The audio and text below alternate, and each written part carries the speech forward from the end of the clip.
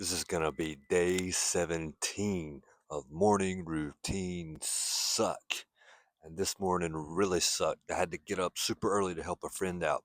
That's not the problem at all. The problem is how I feel. I feel like absolute shit.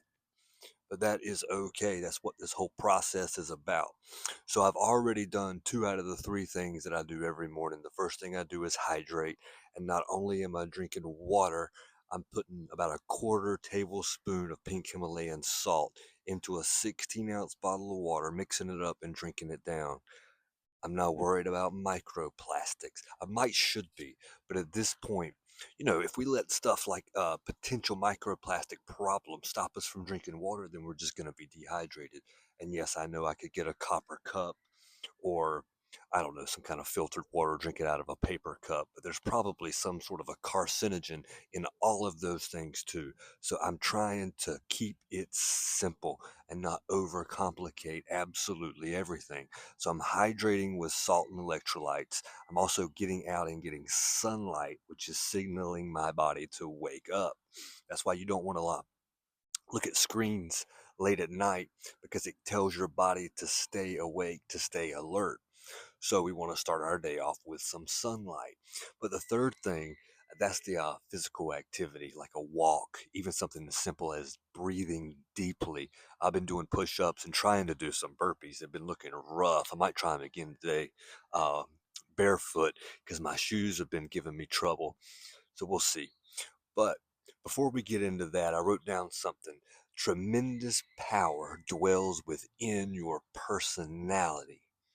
But so many of us have been blessed with this great personality, but we squelch it because we're trying to conform to the people around us. I don't know if it's friends or family. I think some of us just try to conform to what we see on the internet. That's completely ridiculous. But for whatever reason, God has made us. We're fearfully and wonderfully made. And instead of embracing that and maybe even feeling awkward at times when maybe we're interested in something that not a lot of people are interested in and we think it's silly.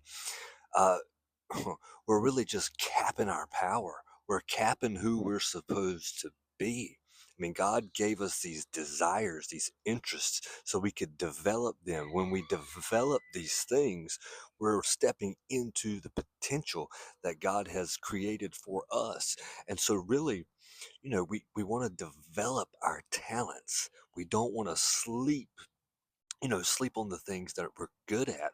A lot of times we think, oh, I'm good at this, so I need to strengthen my weaknesses. And you do. We do need to strengthen our weaknesses. That's the entire point of why I'm talking now. But also, too, we can always make our strengths even stronger. And that's one thing, a lot of us forget about that, we've been blessed in certain areas and we need to develop them even further.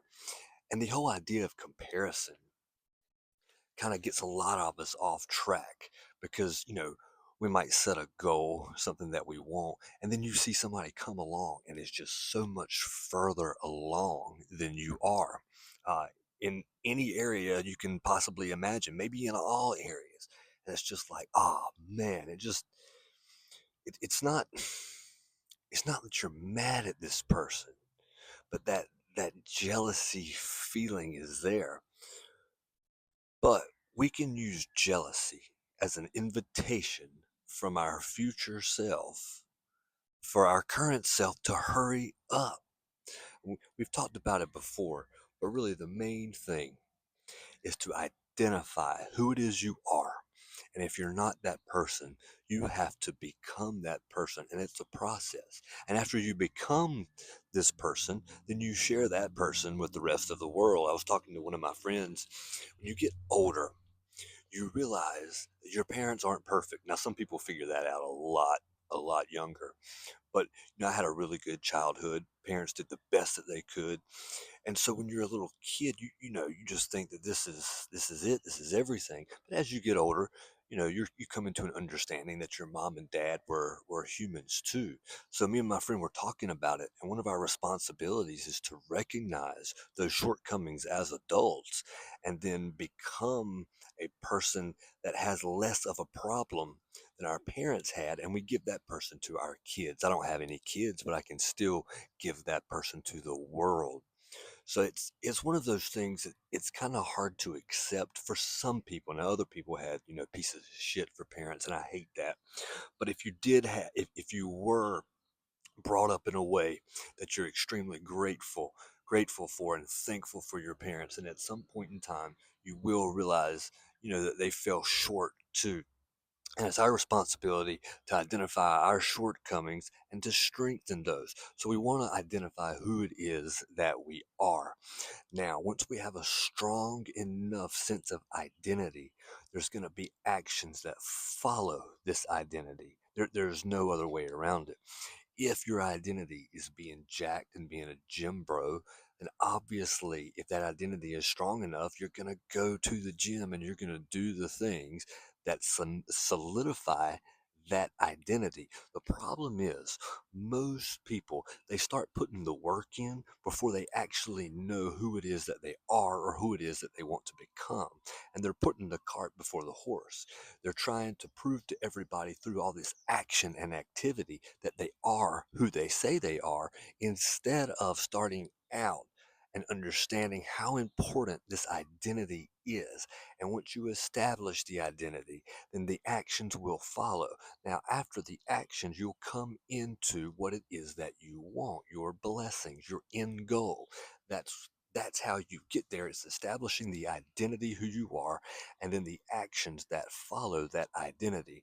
And my biggest thing lately is the actions that should follow my identity. What I'm doing is I'm breaking these actions down into a daily system, a plan that I can execute every single day. A lot of that has to do, well, the first thing I do is my morning routine, which is exactly, what I'm doing right now. And then after my morning routine, I've been posting a lot on social media, and I want to increase my followers. And I've been at it for about a year, and it's been kind of rough. I've been real consistent with it, but I haven't gotten near the amount of followers, subscribers, whatever, that I'd like to. And I know it's going to take a lot longer than a year, but sometimes it is discouraging. But I still have a plan in place, even like a posting schedule, a way that I'm making my content that I can, every day I follow just a simple little plan that I've put together for myself, and I produce my content. And it's not just about social media content. I also have a plan in place that helps me eat 4 to 5 times a day. I get around 2,500 calories a day, 200 grams of protein, 200 grams of carbs, and about 100 grams of fat. I've got a plan in place that takes care and that sections and categorizes my day off in a way that I can get my food in. So really, and that's another thing too. My plan, it's not like I have two separate plans. I have one plan, one blueprint that addresses all these areas of my life. Uh, there's a part of my plan that at night I sit down and I start thinking about what I want to talk about for my morning routine. And most of the time is pretty much the exact same thing. I talk about the importance of having a plan, a blueprint, of understanding who you are and being consistent. And then being the person that's willing to expose and share their vulnerabilities with the world is usually a variant of that. And sometimes I'll trip out and talk about nutrition. But my point is, I even have a plan for a video like this. And so that's why it's so important. If you don't have a plan, then you have to start. And even if you don't have a good sense of identity yet, you've got to figure out who it is you are and who it is you want to be. And a lot of times, just by understanding what you're interested in, the life experiences that you've had, just sitting down and talking to a friend can help you identify like what you're passionate about. And usually your identity will be some form of the development of a passion. It doesn't have to be a life circumstance or something like that can push you in a particular direction. But this is just for someone who has no clue where to start. When you don't know where to start, work on personal development first. All right, I think it's time. I'm going to take my shoes off. I'm going to hit some burpees, work on my form a little bit, get my blood flowing, and then this will hopefully be like, I know it's day 17, but maybe this will be like day 1 of improving my burpees. I don't know. Let's see. Oh, bro, we got all kinds of problems. I've noticed that my wrist has been acting up lately, and I could barely do a push-up. Man, that was pretty rough. I don't even know if I'm going to include that. I mean, that was just absolutely horrible. Oh, might have to go for a walk for my physical part of the whole waking up process, because that was awful. I've got to do better with that, man.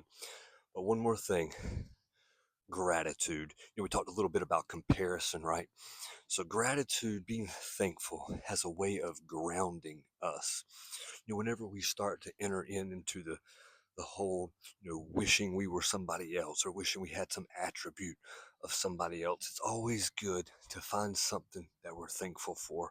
Even now, I feel like such a piece of shit for not being able to do burpees or do my push-ups like I, usually can. But I mean, my goodness, I've had 6 knee surgeries and I can finally walk now without pain. So that's cool. I usually don't have any wrist problems. I don't know what's up with that. I think maybe doing the push ups and the burpees every day. I'm not sure. But just I'm thankful that I have, 2 hands that can do stuff. I mean, if I didn't have this hand, it couldn't be hurting. So definitely want to be thankful for that. And honestly, I just want us all to understand that we have like an unlimited potential within our mind. And we're always subconsciously looking for ways to squelch that potential. And it just hurts. It hurts so bad because I know I do it to myself, but there's so much negative self-talk. I heard somebody the other day, oh, hey, how you doing? And our response to that is so important.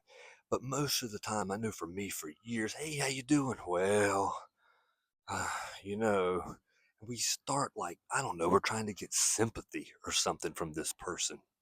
I don't know why we do it. We want people to feel sorry for us. But in our expression of how we're actually doing, we're telling ourselves, that we're not doing all that great, that we're stressed out.